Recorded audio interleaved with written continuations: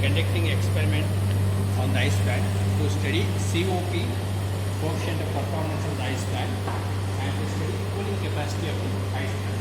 So objective is to study COP and cooling capacity of the ice plant. So you can see the first component is evaporator.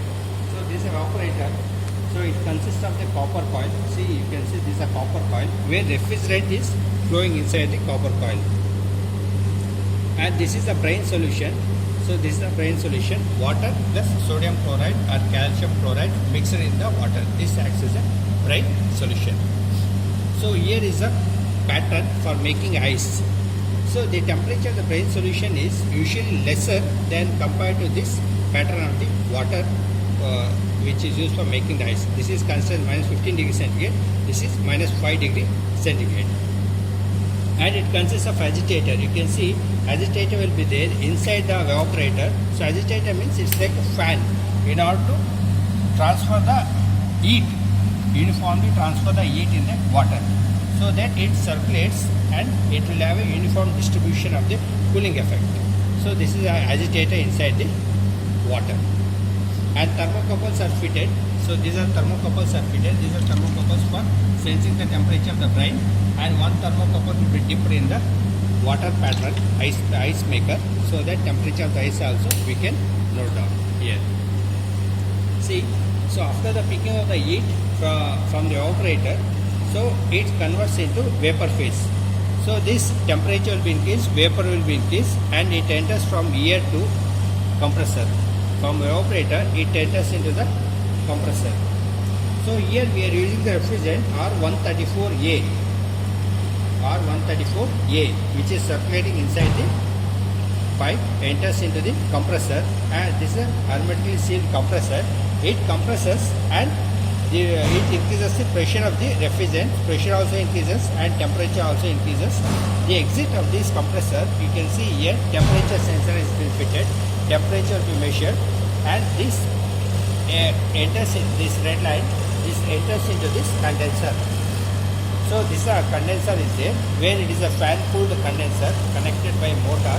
It cools the temperature and low temperature, where phase change takes place from vapor to liquid. So liquid phase change takes place in the condenser. So this liquid refrigerant enters into this.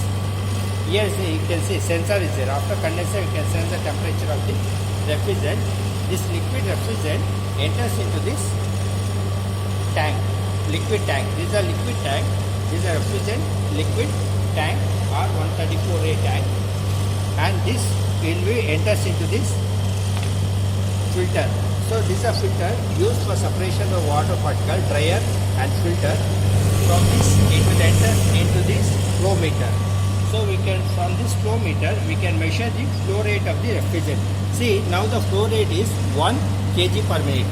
So it's showing in terms of the minute. Here you can see kg per minute is there. We have to convert this into kg per hour.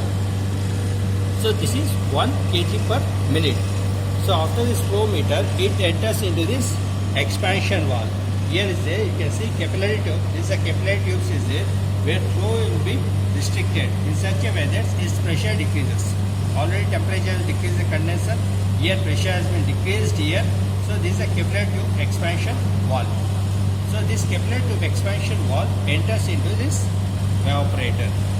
The two types of systems will be there. Now we are using the capillary tube for reducing the pressure. Second system is, you can see thermostatic expansion valve is there, where we can reduce the pressure also, and this also automatically controls the flow rate of this refrigerant. So flow rate also will be automatically controlled, so that in order to get a desired effect. So here it enters into this evaporator, and this evaporator again it will pick up the heat from the brine solution, and it converts its phase from liquid to vapor. So nowadays, so this brine we are using glycolin in nowadays instead of water, so that glycolin will be a no chemical effect on these metal components. So this is a evaporator system. So if we come to the readings, so these are readings are there. This is a voltmeter reading in order to calculate the consumption of energy consumption for a compressor motor. This is the ammeter reading. voltmeter into ammeter reading gives the power consumption. So energy consumed, if you run for a system for 24 hours, this gives energy consumption for 24 hours. And these are the temperature readings. Already we have done T1. See, T1 temperature, discharge temperature of the compressor outlet. T1 is the compressor outlet temperature. Discharge temperature of the compressor outlet temperature. T1 is after compression 34.4 degrees centigrade. Next T2. So next T2 is sorry. So again we are taking the readings. So now first is this is 73.6 degrees centigrade. This is the discharge temperature of the compressor outlet. Discharge temperature of the compressor outlet. T1, note down, T1 temperature outlet of the compressor 73.9. Its temperature has been increased after compression. Next T2. T2 is the discharge temperature of the condenser outlet. See, temperature has been decreased after condensation. After condenser where it has been cooled through condenser using the fan. Next T3. So T3 is section temperature of the compressor inlet. See, compressor inlet temperature T3.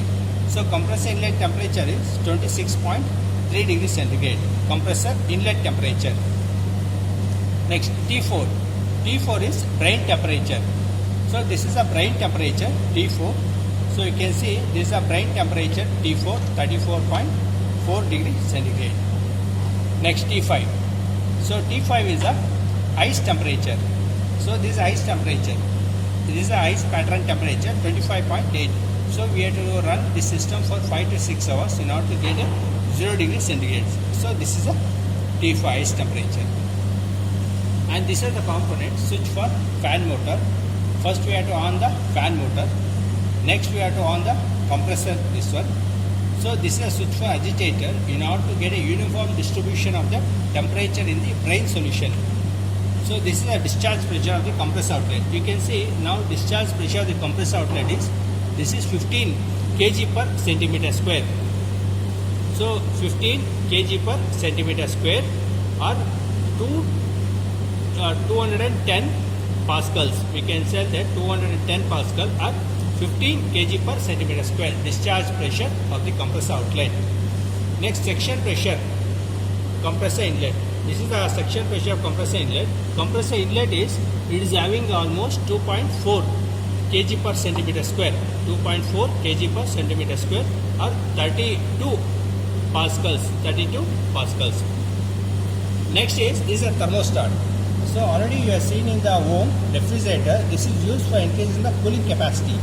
So we can increase the cooling capacity by setting this knob. We can set the knob in order to get the more cooling effect, so that it will have a very faster rate of the cooling. This is a knob which is usually used in the refrigerator systems.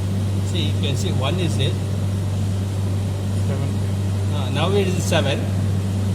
See, 1, 2, 3, 4 like that. You can increase the cooling capacity. Colder, we can increase the coolness. So 7 is the ultimate coolness. So these are the pressure sensors. LP cut system, low pressure cut system, where it will senses the pressure of system. When exceeds the desired pressure, it automatically cuts the pressure. It will balance the pressure of the refrigerant so that it will remain in the same condition. This is a HP trip, LP trip. Automatically it will cut off the pressure in the circuit diagram.